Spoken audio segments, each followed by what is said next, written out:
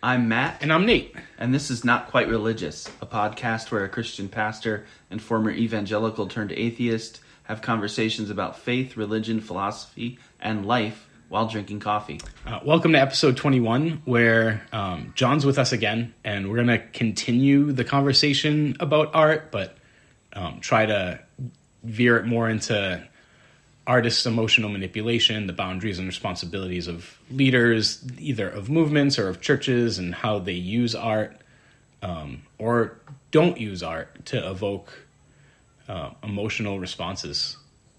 That sounds like what we were talking about during the commercial break. Yeah. So we were talking about it started with me talking about public speaking and how I'm hyper conscious about how I sound when I re-listen to the podcast because of all the homiletics courses that I had in seminary that were less about actually the text. And I'm not saying that as like a criticism, like the homiletics courses should have been about preaching, but they really were just about public speaking. And so there was a lot of stuff in there about posture and tone and loud, soft dynamics and like pauses, dramatic pauses, or pausing too much. And so like I'm hyper aware of that kind of stuff when I listen to the episodes. But that led into an anecdote by yourself, Nate, when you were a preacher. Yeah, so I had my homiletics course. I was already preaching, and I think at that point we had 4 services at Vita Nova. I might be getting the timeline a little wrong, but I had been preaching occasionally at Mercy House when that pastor needed a break. And I was like one of the go-to people, and then obviously at my own church. And I was also traveling around the country speaking at conferences. Nothing like the huge ones that people would know, but smaller regional ones. And I'd get paid like a small stipend to show up and basically like travel, food, and like, here's $100, thanks. Yeah. So by the time I took my homiletics course, like they're trying to teach me pauses, and you know, my pastor or professor was really into 3-point things, and you need to have an application at the end. And I was like, that's just not me. Like that's not how I do it. Yeah. And then we started talking about Good Friday and how I would plan my services around evoking emotional responses from people. So like I would work with the worship leader to pick the songs, even like not give them full freedom that week to choose the songs, and say like, we're gonna like, this is when this light goes out, this is like when this light goes out, this is when the candle's blown out, this is where we pause, so that people were left in tears and despondent by the end. And I would walk through like the crucifixion, and explain like the Roman whip actually had hooks on it and would be tearing the flesh, and the nerves that would get hit if you put the thorns on properly, and how Jesus' body would be on fire, and what it would feel like to have nails go through your wrist. So like people, I was hoping to evoke a visceral reaction of like sadness and torment and hopelessness. And like we would end most of the Good Friday services with like me blowing out the last candle, the only light left, and walking off stage. And that was it. That was the end of the service, but nobody told anybody that was the end of service. So people would be sitting in darkness having like experienced this incredibly traumatic sermon, in which my daughter still remembers because I gave a very similar one at a camp in Western Mass, and my kids were old enough that they came. And she is like still traumatized by that sermon, where she is like, I still remember you talking about this torture that this man went through, and like has not nightmares anymore because she's almost 16. And I'm like, don't worry, he was fictional. He didn't actually exist. None of that happened. Yeah, and I think, so for me, I was never a pastor, but I was a lead worship leader in multiple churches. And for perspective, I'm fully deconstructed out of it. Pick your poison in terms now. But that was over the course of a decade, and at some point for me, it swapped between earnest and really devoted worship and, at least if I do this with my voice and these chords, I'm going to be able to evoke an emotional reaction out of the people who are here. And once I reached that, I knew I couldn't continue in that capacity. But also, like, I feel what you're saying, Nate, in that you really feel compelled to create an experience with what you're trying to do, as opposed to maybe exist in a more organic way. Especially like with what we're trying to do today. You're trying to capture people's attention, and like, how do you do that if you're boring? That's hard. Yeah, I mean, I was preaching in the era of like Mark Driscoll being the man before anything else, and Marcel. Too bad, right? But Chandler, like these guys who like they're it was crafted. It was, right? And so part of why we're talking about this is Matt thinks I probably went too far with my Good Friday service. But isn't that what art is supposed to do? And if like the worship experience, especially in the sort of streams I was swimming in, is that worship wasn't just coming together collectively to have communion, but it was supposed to be an experience that would evoke emotional response, that would prepare someone to be able to accept Jesus. Wasn't I just doing art?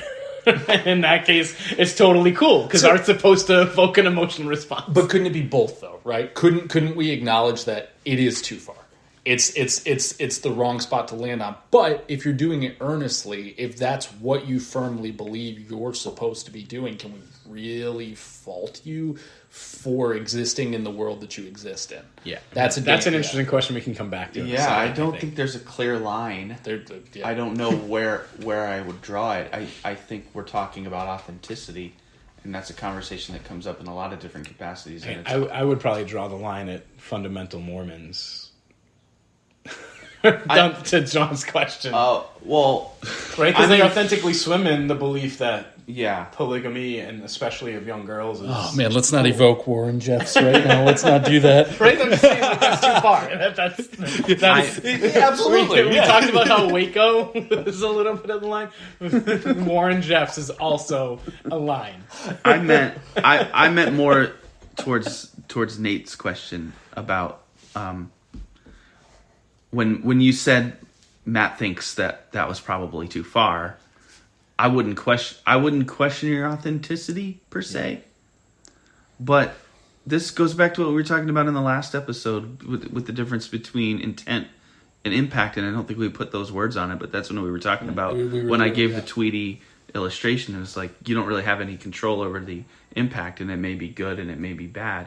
And I think the impact is manipulative, as it's illustrated in the effect that it had on your daughter, even though you thought that that's what Jesus would want you to do. Like you seem to be, and I'm sorry if I'm putting words in your mouth, but you seem to be convinced that like you were doing something for the sake of the gospel, right. Something for the sake of the betterment of the world. And it turns out that we probably all three can agree here that you weren't, but I don't actually think that's the major problem. For me, as somebody who's still a Christian, I think there's still the question of whether or not you conveyed that idea and that text the way that God would have wanted you to convey it. So maybe that's another layer that isn't relevant to guys that are deconstructed, but for somebody who is currently pastor, the question of what is an ethical presentation of a sermon is very much prescient. So let me push into that a little bit, because like for me, I'm divorced of the notion that it matters if people come to Christ in this, right? But like for you, if it's not ethically presented well, but souls get saved, where's that line? Right? I'm against Machiavelli, so the ends doesn't justify the means. I totally agree with you. Okay. So that's the simplest way I can answer that question. If you aren't authentic to yourself or the text, and you're not being emotionally honest with the people, it doesn't matter if you brought it doesn't matter. Okay. Yeah, well, and that's... so the interesting thing here is, like, it's your interpretation of being honest with the text, right? Because you're looking at a Good Friday sermon, and, like, the text, if you don't know the ending and you're reading the gospel for the first time, just pick one, say like Luke, right? Or John. You're reading it for the first time and you don't know that Jesus rises at the end of the book. Mm-hmm. You're like, wow, that guy just died. This is pretty hopeless. Right? And so it feels almost like the gospel writers are trying to get you to be hopeless so that Easter is so much brighter. Right, but I feel like that could be what I could do to myself to justify what is essentially me showing off my ability to emotionally manipulate an audience rather than like an honest theological reading of the text. I mean, self-flagellation could be a form of art, but like then you're getting so deep into like, do I deserve to be even representative of this thing, right? Like, because and this is provocative, and I'm not going to call it art, but like, if you land on the belief that Christ is the way to heaven, in my estimation, as somebody who's fully deconstructed, there's a level of reality that you have to deny to believe that. Now, that's not necessarily fair if you take the Christian worldview, but for me, that's where I land. So, like, at some point, if you're in that, there's already a suspension of what I would call the reality of what we can observe. Then do you want to be dancing around like oh, I should think about being authentic, like, because then the text is all about like reaching people and bringing people into the fold. Like, where does that authentic line exist for you? And if I'm not making sense, that's fine. I realize it's a super, super strange question. I guess what I'm saying is, like, in Christianity, if the ends don't justify the means, then why even bother? Like, if you're not trying to get every single person into heaven, what's the point of what you're doing? The point is that you believe that what the text has to say about a number of things, be it human nature, be it their relationship with the transcendent God, be it their relationship with their neighbors, that whatever the text is evoking about those things, if they take those things to heart, they will be better people and they will make the world a better place. And that's my answer to that question. So just to kind of riff off that, what's the difference between me putting, front-ending all the songs, making them more and more hopeless, giving a pretty hopeless sermon and walking out in darkness, right? Clearly to like get people at that point to experience the despondentness of the disciples, as well as like meditate on their own darkness, the darkness in the world, and also to prepare them for Easter. We're like, hooray, that sermon on Good Friday doesn't apply anymore. What's the difference between that and like Lectio Divina or meditation or monks chanting or taking vows of silence, right? They're all, every single one of those things on some level is emotionally manipulative. It's a good question about Lectio Divina. I don't know that I would categorize every single thing that you mentioned as being emotionally manipulative, but Lectio Divina is a good example. For those who don't know, it's a form of prayer that tries to actually take the conscious mind out of Bible reading and just simply read the Bible and then mention the words that come up and try to relate those to one's own soul and see.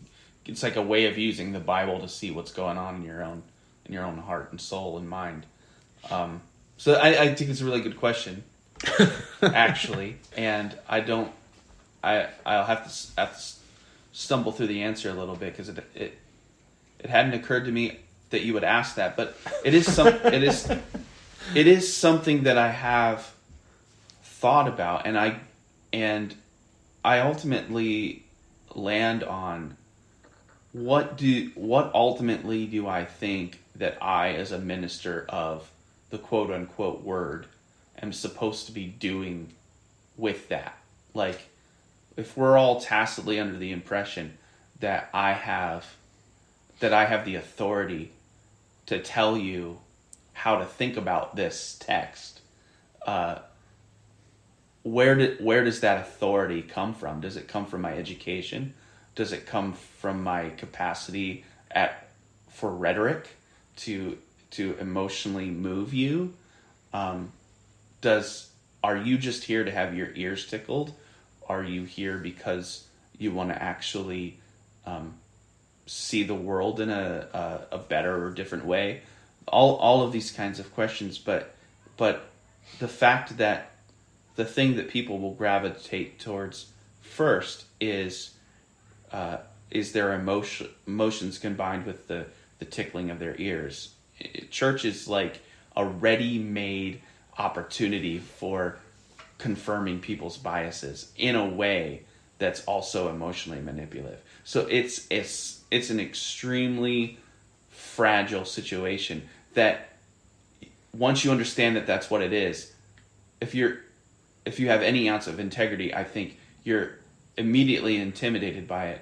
And also you can see clearly at that point why there are so many narcissists in the church game. Because that opportunity is simply attractive. It's like I have a captive audience and they give me implicit authority because I've been to seminary. Yeah. I can say anything. Well, and that's what drives me nuts, right? And I forget who said it, but there was this discussion about how the clergy attracts the most, and no offense to you, Matt, because I don't view you through this light, but it attracts the most mediocre persons because it puts them in an immediate sense of power and gives them a following. And I think that's a really dangerous place, and I can see it by these organizations around me, and I have a hard time calling them churches, right? Because I do think that there are real churches that exist, and I do think that there are sparks of light that can still be found in spirituality. But there are organizations around me where that pastor knows that he's leading 150 people, gets to say whatever he wants, and is espousing his own dogma onto these people more than there's any grounding in any sort of scriptural text. That I think is where it gets really dangerous. Yeah. I think that's what I'm saying. That's what I'm feeling. Is that you may happen to be right, and that's like with Nate, like that understanding of Good Friday, doctrinally speaking, theologically speaking, is not that far off. The weird thing is like I'm not actually sure that Matthew, Mark, Luke, or John wanted to get quite as emotional as you made it sound, but they did intend to evoke emotions. It wasn't like it's not a wooden documentation of truth. There's rhetoric involved, and it. So there, I'm not saying that any intentional emotional evocation is wrong or even suspect. What I'm saying is like I don't necessarily know where the line is, because when I heard your anecdote, Nate, about that, then I knew where the line was. And I still don't know why that crossed the line, because when I preach, obviously I try to do it in a way that makes people want to listen to something for 25 minutes. Yeah. Like I try to craft it in a way that's interesting and enjoyable to listen to, but also hopefully the main point isn't that they'll be impressed by my rhetorical skills, or that they'll have their ears tickled, or that they'll get to a place emotionally where I intend to get to them emotionally. Like what I really want is for them to walk away and say, and this is actually it. What I really want is for them to walk away from the service and say, the Bible just became really more interesting to me than it was before I walked in here. That's actually my goal. You want to say? Now the ego, I still have an ego because I'm human and I'm male. Females have egos too. And females have egos, but I was being tongue in cheek, but sorry for being stereotypical, but I remember when you said like 15 years from now someone's going to listen to our podcast? Yeah. That's it. If this is the extent of your locker room banter, I'm sure you're doing just fine. I'm okay. But there's that egotistical part of me that that does want to view it as my art. That does want to view my preaching as my art. See, and if it were music, or if it were comedy, or if I was directing a film, or if I was writing a poem, or if I was making a blog post, or if I was doing a podcast, that wouldn't feel wrong. But it feels wrong preaching. Yes. Why? Good question, but I'm leaving it open. That's So, yeah.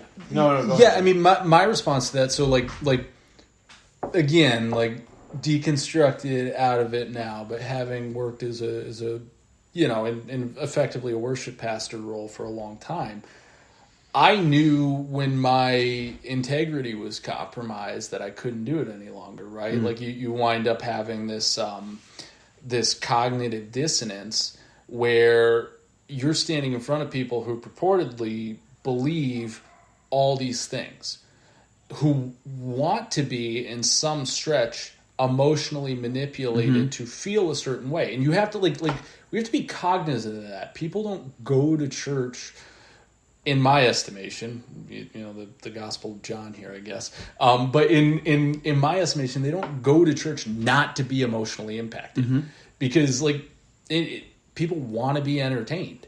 So you do have to provide that to them. Otherwise, why wouldn't they just go to the church that's 3 doors down? Right? Like, why are we having these? Well, then you're in commercial territory. Then your church is essentially. But isn't that what we are as a Christianese world in Western in the West? Like, I mean, it is kind of commercial, whether we like it or not. Like, I don't know. I'm just remembering the time that Jesus walked into a synagogue on Nazareth. And flip some tables? No, that was in was the Jerusalem. Oh, yeah. He walked into a synagogue in Nazareth, and he said that the text, he wasn't talking about provocative, he was talking about art. He said that this text in Isaiah is about me. Actually, he didn't say that directly, but he implied it. And in other words, what I think he did was he opened up people's ideas to the possibilities of what the text could mean, that they had, they weren't open to those possibilities. So that they tried to throw Jesus off a cliff. Now, in my estimation, that's one of the best examples of one of the most successful church services that has ever happened in history, because there was a prophetic element to it. If I can make my people mad, if I can have that kind of courage to stand up there and go, this is what your Bible that you believe in says, and it says the opposite of what you think it says, and that makes you in the need to repent, then I'm more like Jesus than I think most of the pastors. And that's a church service I'd consider going to. I don't think that's actually that difficult. Well, Hey, rich people, it's easier to go through the eye of a camel than get into heaven. you have to have rich people in your church. They for had that, everything in common, and it's harder than go you think. do that. I'll tell you why it's hard. It's because people are there to be emotionally manipulated by their pastor, and they will take your art and they will interpret it. So I can believe that it's difficult, right? So for me, I have a conceptual character in my mind that I write music as, called Johnny Carsonist. And the whole concept behind Johnny is trailer trash shows up in a Marlboro or Winston Light windbreaker. We're dating ourselves here. We really are, but you know exactly what I'm saying. Yeah, right? you get the points and you get the catalog. And the idea behind him is this incendiary thing, to specifically call out certain hypocrisies that I notice within the church, right? Because it emerged from I'm leaving this and I have anger and this is a character I can build around this. I've never performed him out. That seems terrifying. I don't want to deal with the ramifications. And I know that the hypocrisies pointed out are things that you've pointed out to me too, Matt. And in that capacity, I can only imagine it's more scary to stand up in front of 40, 50 people or 150 people or whatever and preach these hypocrisies and really point out these things. And I won't even do it in front of a secular audience in short shorts. You know what I mean? Yeah. It is terrifying. I often have to evaluate, is what I said too, indirect? But I have the comments that I've made to you. I don't know which ones you're talking about in particular, but it doesn't seem like there's a huge distance between what I've said at the pulpit and what I've said to you, except maybe it wasn't quite as tart Yeah. or direct, but I don't think it was so indirect that I was not saying the same thing. Yeah, but we're keying off similar points. Right. But I'm also willing to have my own commercialism. I'm exposing myself in this episode because basically what I'm saying is this thing takes a lot of courage. Yeah. And that's what you're recognizing. And the thing you didn't mention was also, and this is why it's commercial, paycheck.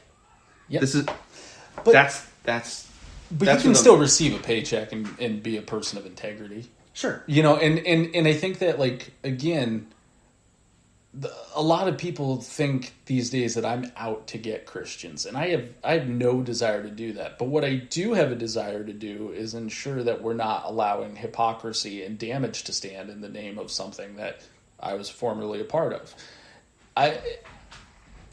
It takes a certain level of integrity to be able to stand up and say, yeah, like, I acknowledge these problematic aspects, and I also acknowledge that this is a part of the expectation that people have when they enter these doors, when they enter this establishment.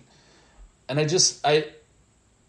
I wonder where that integrity is I gotta be careful, but on a bigger level with this whole thing, right? Because, like, in my estimation, if Christian leadership is gonna redeem this Western church, it has to start with being able to call out what's unacceptable within the walls. It has to start off with that. And I realize we're far off the charlatan game because, like,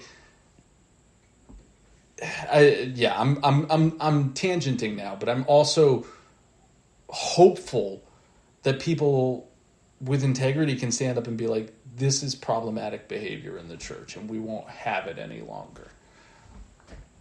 Yeah, I'm not hopeful about that at all. I think every sex scandal, right, from Catholic Church to the Southern Baptists right now, who are being investigated by law enforcement for the way they covered up, like, pedophilia and sexual assault for decades. You can't sweep that under the rug. Yeah. Franklin Graham, like just so many of these organizations have just, like, if that were going to happen, it would have happened after the first denomination had this stuff come out. Then the other denominations should have been like, well, we should fix this before the secular news does, right? Yeah, I feel like there's a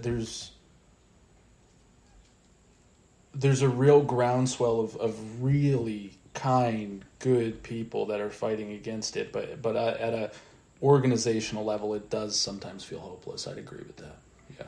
So when you say there's a groundswell of people fighting against it, but maybe not at the organizational level, at what level are you talking? I mean, I'm talking denominational organizations, right? Like the big ones, the SBC, like you mentioned, the Salvation Army.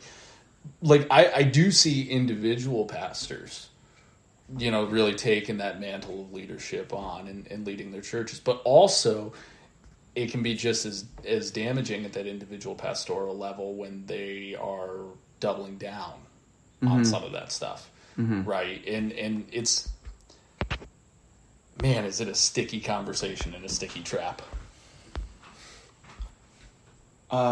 So my gut here is that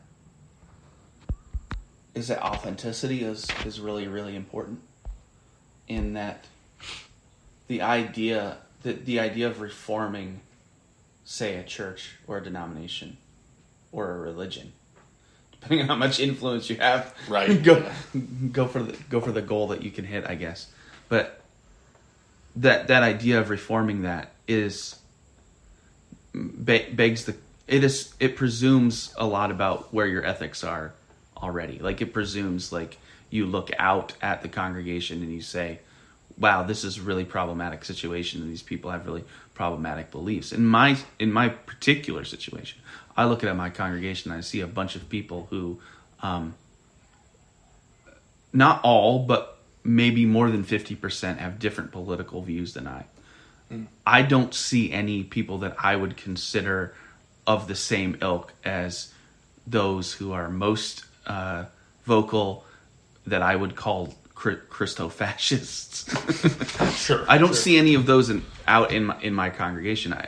But I, at the same time, wouldn't by any means call them liberal. But like, if they are kind to their neighbors, if they aren't participating in Trump rallies, you know what I mean? Like, if they're not standing outside of Planned Parenthood with signs, if they aren't like railing in the local paper against the local, or against the recent Black Lives Matter parade, if they're not doing those things, then I don't feel like I'm compromising my integrity. Yeah. Oh, I don't feel like you compromise your integrity either. I don't want to at all insinuate that. What I think I have a hard time understanding is the inflexibility of people to have this strong desire to be on a team, right? Like mm-hmm. you mentioned you don't have any Christo-fascists. Fantastic. But like, where did we get this thing where we have to align this way? We have to align it, from what I can tell in the church, very, very right-leaning.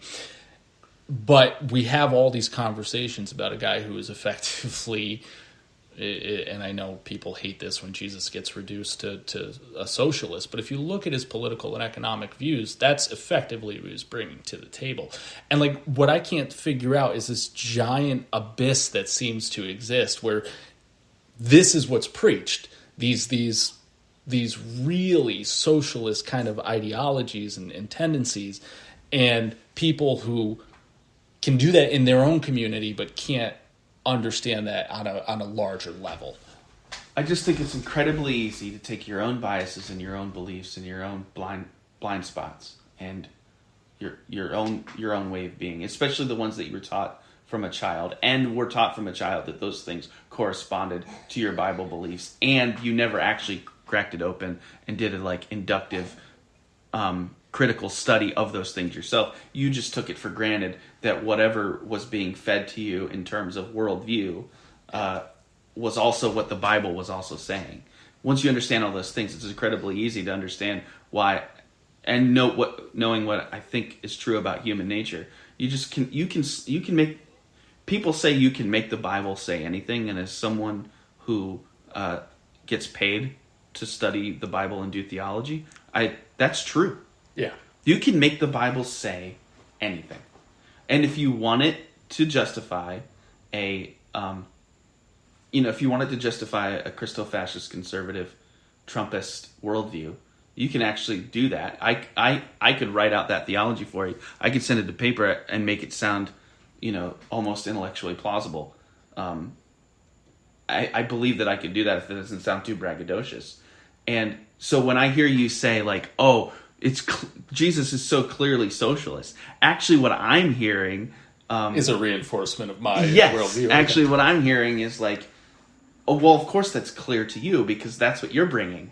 It is what I'm bringing. Yeah, it's absolutely the lens I'm bringing. The truth is, you can make the Bible say anything you want it to say. That's the truth. But can you? Like if you're evaluating the story of Jesus and the story of human progress from 3,500 BC till now, right, through the lens of the Bible, can you actually make it say anything, or can you twist it to say anything? Because like that's where I got to as a worship mm-hmm. leader. That's why I had to. Mm-hmm. That's why I had to walk away.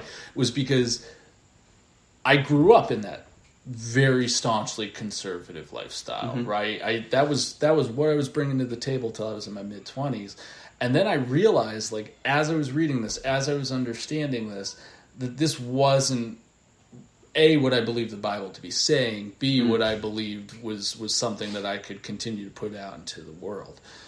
And so it was my responsibility at that point to be like, nah, I can't, this isn't realistic for me. So like I hear you on that you can make the Bible say anything, but also once we get into that kind of like thought process, are we really standing or in integrity on what the book is, or are we just about making a worldview that our congregation wants to see or hear or experience? I guess I kind of hear Matt saying you can make it say whatever you want is a little bit hyperbolic. Mm-hmm. A little bit, yeah. Like you can't say the Bible says Jesus didn't exist, right? Yeah. It's hyperbolic, but right next to each other in Proverbs, like don't answer a fool according to his folly, and then answer a fool according to his folly. Those verses are right next to each other. So in that sense, like you can, and in some ways you can't. Just real quick to go back to your question of like when did Jesus get twisted into sort of the capitalistic conservative conqueror that evangelicalism today I think sees him as. I would say Constantine. The second you have the state co-opt the power, then they like implicitly the state needs power, right? And it needs to manipulate people. And so that's the purpose of government, right? It's to restrain, to manipulate, to, force into sort of social norms. Well, I mean, Gramsci really specifically talked about that with his Modern Prince. His prison notebook letters, where he speaks specifically about cultural and religious hegemony, however you say that word. I apologize. I've only ever read it. There's a Simpsons quote in there, yeah. Mr. Burns somewhere. But like the idea that the cultural religion is reinforced through your policies that you hand down at that point. Yeah, absolutely. And it totally X's out any real discourse that can exist beyond that. I might say Constantine, but there's a larger part of me that's just like, oh, that's cliche. It's probably something else. I mean, Augustine, City of God, kind of does it too a little bit, right? Yeah, I mean, I'm saying that as like a self-criticism about the way that I am. Like it may be the answer, but for a podcast, it's hard for it not to be like reductionist. And I feel like this episode, every once in a while, there's an episode that comes along like this where it's just like so many cans are opened that I just get like, no, wait, yeah. And then I have to go back to this, and what I think the topic was. I actually think the question of like if the Bible, you can make it say anything, and not obviously not anything, but if you can make it say whatever you want. If you can manipulate it a lot of things very easily for your own purposes, and not even necessarily realizing that you're doing it. Like where's the integrity? And for me, I actually think that's part of why I stay in the game, so to speak, is to see if that's possible. Which is why I'm when I'm critical of the left, I think people are surprised. The left especially, they're like, wait, what? I just did a post yesterday that was like critical of the left's perspective. Oh, I missed that. Because I think that it's basically the argument that I just laid out in front of you, which is like, no, you also have a biased lens. Like you can't use the same thing that you criticize about about the right. Like you're saying, no, the Bible doesn't actually say that, and at the same time, I don't actually care what the Bible says because I have this other worldview. True. Like, so like, I'm like, okay, what are we talking about here? Like, you're just saying that you're a socialist. That's fine. You don't need the Bible to justify that. Like, you already have a whole host of arguments outside of the Bible's authority, which is already being denied by you. So to me, the game is the exploration of like, how can the Bible be authoritative? And N.T. Wright wrote a paper on that in like 2004. Maybe it was closer to the 90s, which I think didn't answer the question and is wrong. And a lot of people on the progressive side of Christianity just assume that N.T. Wright is almost right in everything that he says. And but his paper on how the Bible can be authoritative doesn't answer the question for me. I think it's a question that we still should be asking ourselves, and from my vantage point, for different reasons, both conservative and progressive theology has decided that that's not actually the relevant question, when for me it's the only one. So just with like liberals using the Bible to justify some of their positions, don't you think that's just one worldview trying to enter the other worldview and convince them with their own logic and rationale? I think sometimes it's trying to expose the hypocrisy of the other side, and when that's the rhetorical purpose, I'm okay with it. And then my second thing would be, some worldviews are just better than others, right? Like, I don't know of very many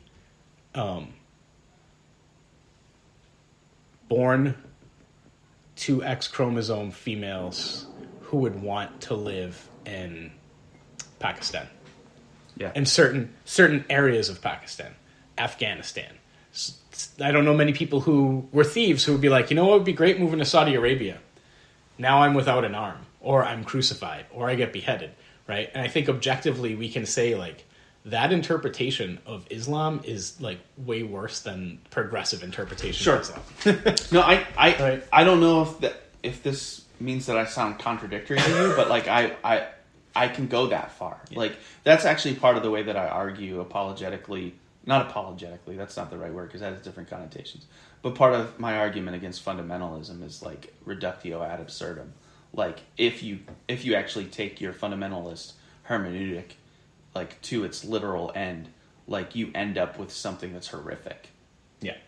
And that itself is an argument against it, which they of course reject because the whole thing is the Bible, rather than like if your strict interpretation of the Bible leads you to the oppression of women, gays and lesbians, and a host of other types of marginalized people, if it leads you to that itself is begging the question of your hermeneutic, and that's a non-starter for those people. But that's actually the thought process that I go through. So I'm with you on that.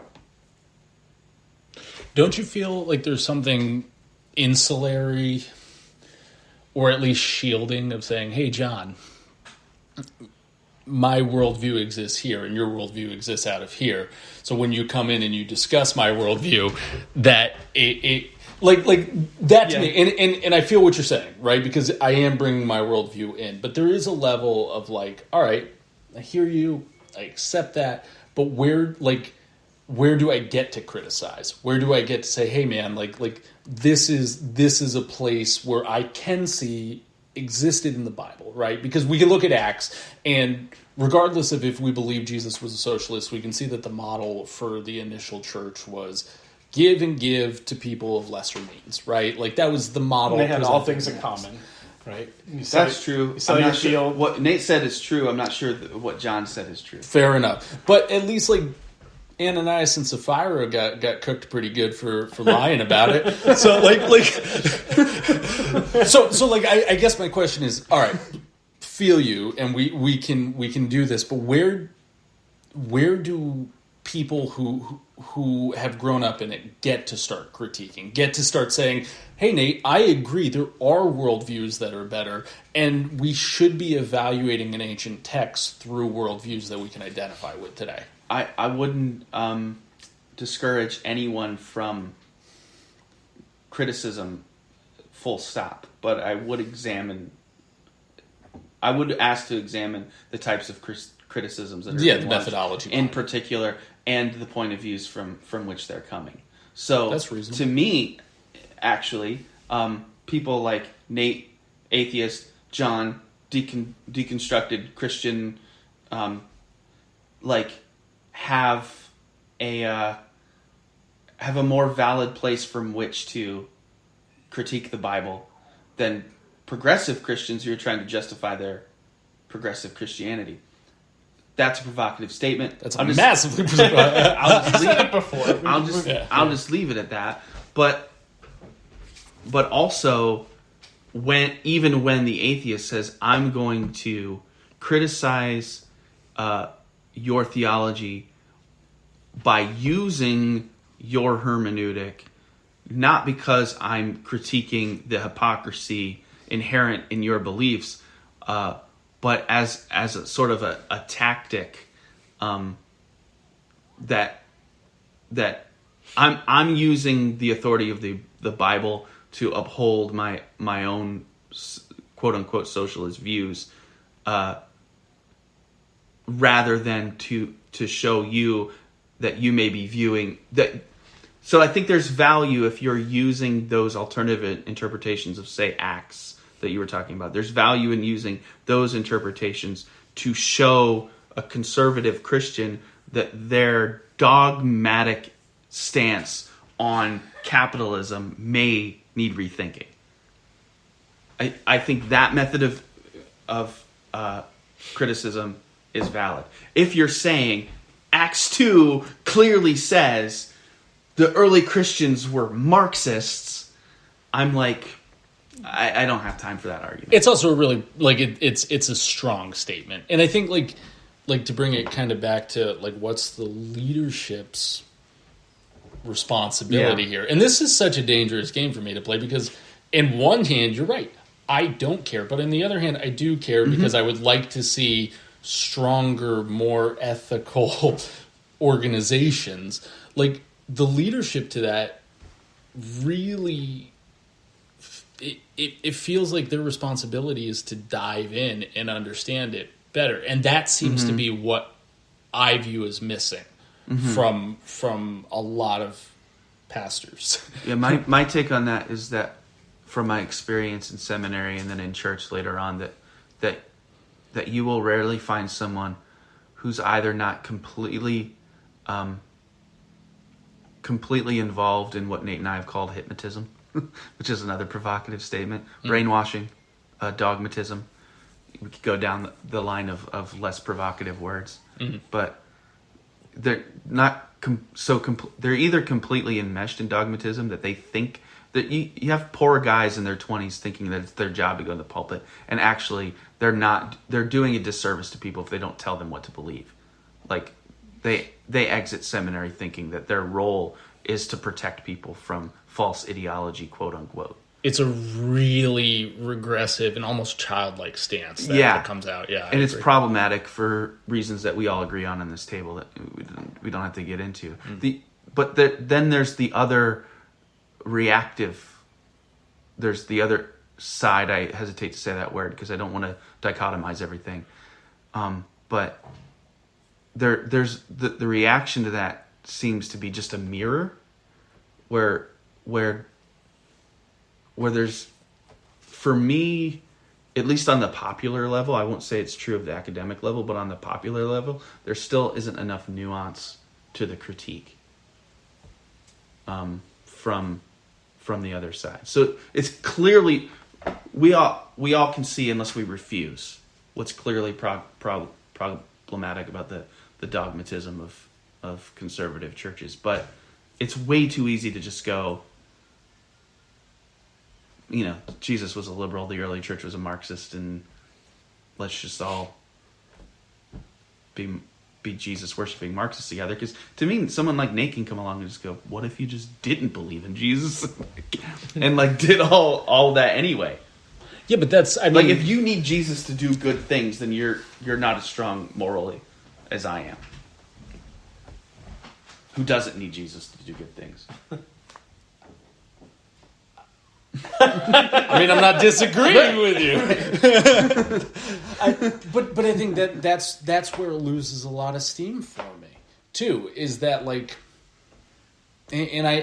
I've thrown this idea out to you that I firmly believe that human progress is the reason that we have morality and ethics in this world, and it's got very little to do with religious hand-me-downs.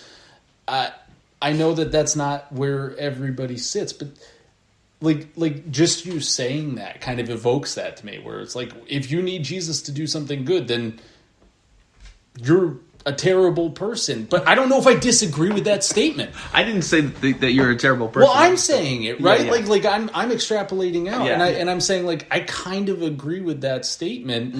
And if you need Jesus to not murder people, then that's terrifying, right? What a strange, which is a very common conservative evangelical argument for God is the moral argument, and you're like, dude, like, I'm not a Christian anymore, and I've killed exactly how many people I want to, and it's 17. Just kidding. For the record, it's 0 that I know about.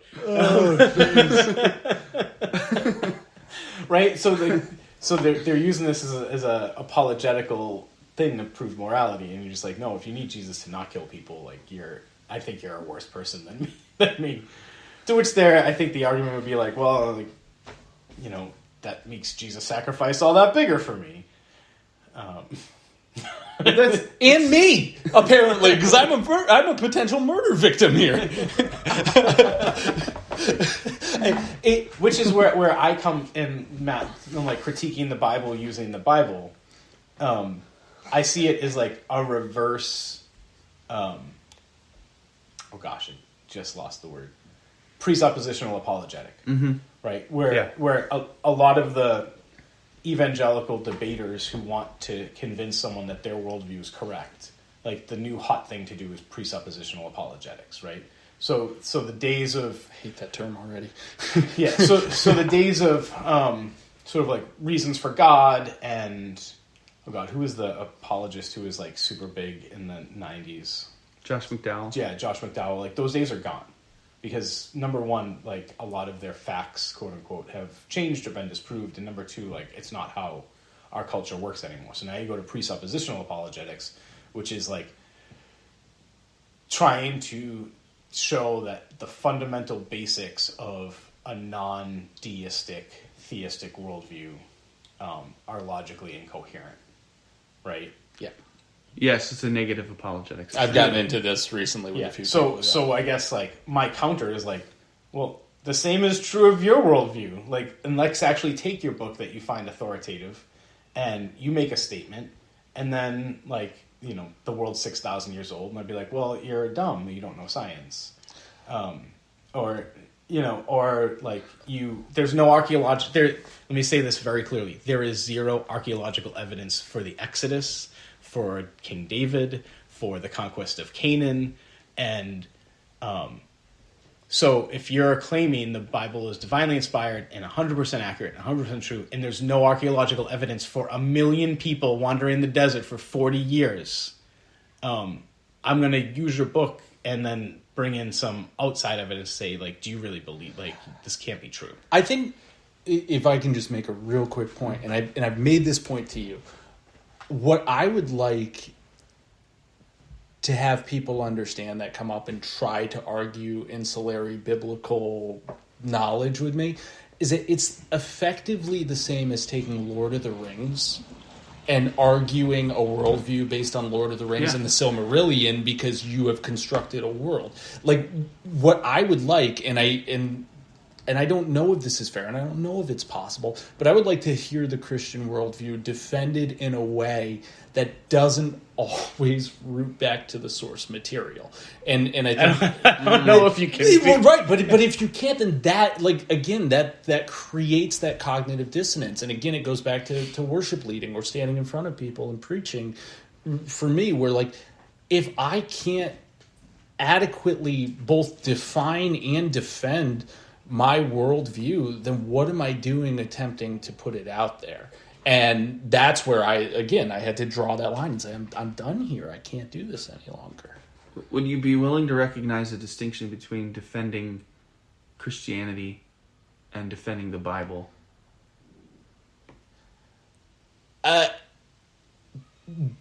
Probably, if I understood the question a little deeper.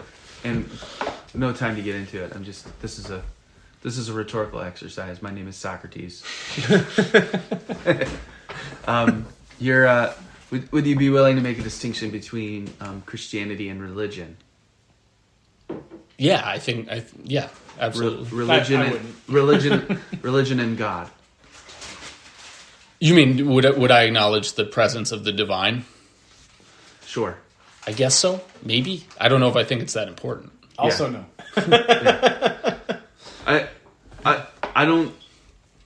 don't know if it's clear what my point is there, except that, like, I can see distinctions between all those things, however minute, and I think that's that's partly where like an apologetic might start.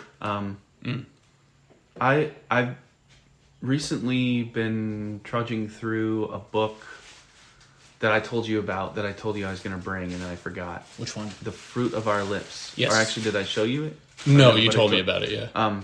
By a 20th century thinker named Eugen Rosenstock Huessy. And I just finally finished this monster of a book. It's 300 pages, but it's like of material. It feels like it's like one of those like 1,000-page things. Like it was heavy stuff.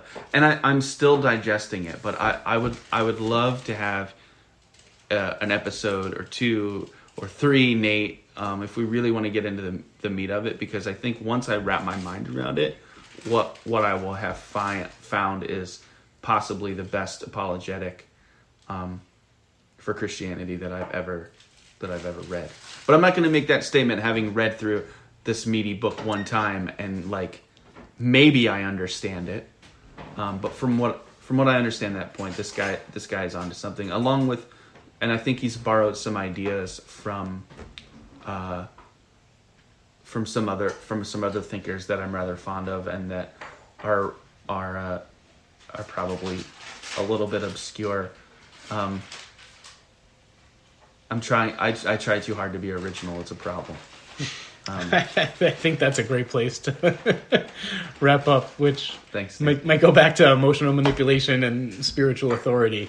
And maybe not being original is the way that you keep integrity inside of these organizations. Not being original? Yeah. Huh. You can't really manipulate people if you're original. I don't think you can manipulate them much more if you're trying to be original. Because you're thinking through like, how do I get this reaction? How do I get this reaction? Where if you're more traditionalist, you're just like, this is like what we do. I don't know, because on the other end of the spectrum, when you're original, there's a level of real art and real ethos shift, and